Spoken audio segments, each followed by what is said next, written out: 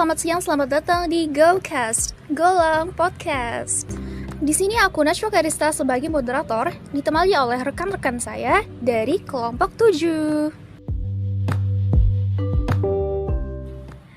Lihat wajah-wajahnya udah pada kusut semua nih ya. Antara banyak tugas atau lagi pusing mikirin uang saku yang kian menipis di tanggal-tanggal tua ini. Udah jadi anak kos ya kita. BTW aku pengen tahu dong apa yang kamu rasain setelah jadi anak kos. Waduh, bener banget nih, aku lagi pusing. Awal jadi anak kos bingung banget ngatur keuangan. Apalagi kemarin aku beli beras harganya mahal banget. Iya tuh, bener banget, harga beras tuh sekarang lagi naik-naiknya loh. Terus gak cuman beras, minyak juga masih mahal dan gak turun-turun. Bahkan harganya tuh malah tambah naik, tau gak sih? Wah, kayaknya sih masalah yang dirasain anak kos juga masalah kita semua gak sih? Bener banget, soalnya aku tuh yang gak ngekos juga sangat tertekan ya Sobat Data sama harga-harga bahan pokok yang makin naik ini. Kayaknya dampak emang kemana-mana ya kenaikan harga barang bahan-bahan ini. Buat kita semua jadi bingung gak sih? Iya, tapi ngomong-ngomong sebenarnya mulai kapan sih awal mula harga bahan pokok ini naik? Nah, menarik tuh buat dibahas bareng. Gimana nih Sobat Data? Bahas bareng gak ya? Boleh yuk dibahas bareng. Oke, biar para pendengar bisa dapat info yang bermanfaat juga. Menurut Badan Pusat Statistik atau BPS, mencatat terjadi deflasi sebanyak 0,21% sepanjang Agustus 2022 yang ditopang penurunan harga bahan pangan. Namun, harga beras dan telur ayam perlu diwaspadai pemerintah. Nah, sedangkan pada bulan Juli lalu, beras mengalami kenaikan harga dan memberikan andil sebesar 0,016% terhadap inflasi. Begitu juga dengan telur ayam, rata-rata harganya Rp29.014 per kilogram dan memberikan andil sebesar 0,022% terhadap inflasi.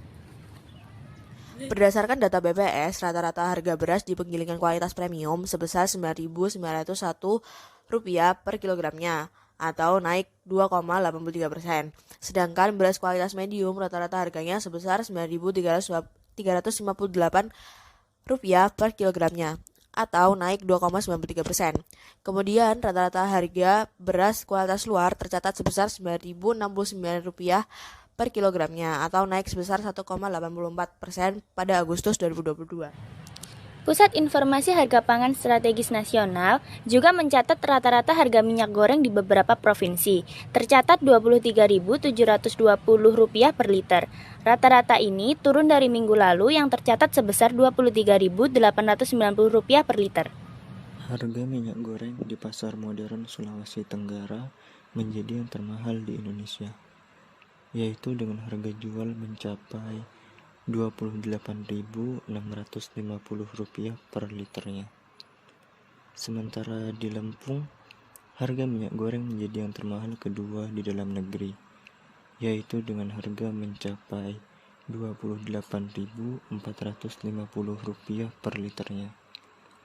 Kemudian di urutan ketiga, disusul oleh 3 provinsi yang harga jualnya mencapai Rp27.300 yaitu Papua Barat, Rp27.050 yaitu dari Provinsi Papua, dan Maluku Utara Rp26.300 per liternya.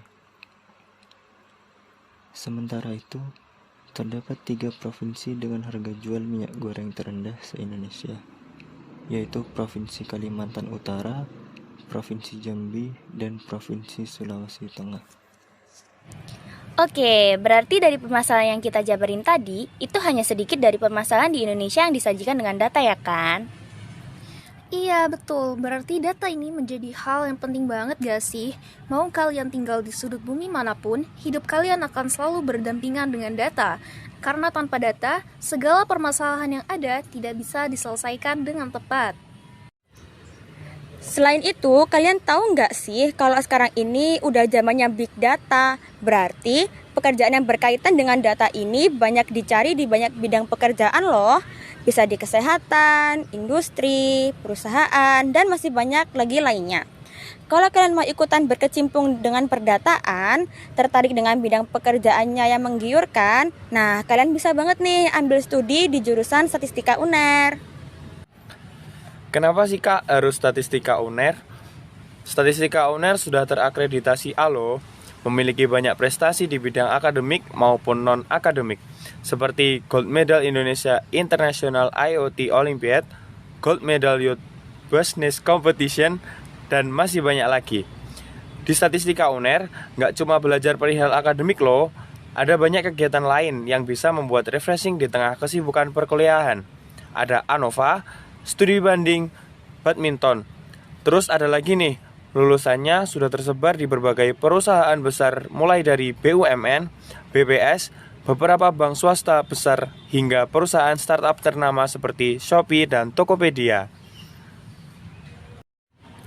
And then ada lagi nih, dosen-dosen di Statistika UNER itu suportif, dan hal yang paling menggiurkan adalah kita mahasiswa statistika anti banget dengan namanya laprak. Jadi kita tuh no laprak-laprak banget gak sih?